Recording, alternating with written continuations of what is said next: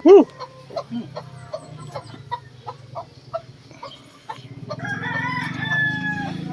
Bango siya. Dahon to ng duhat, no? Kaya no? Anong duhat? Lumboy man sa akin. Lumbay tawag sa inyo.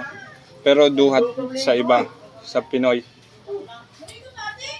Yan yun. Yung may bunga na ano, na kulay itim. Oh. Yun, duhat. Lumboy. Ayun, dahon ng duhat to eh.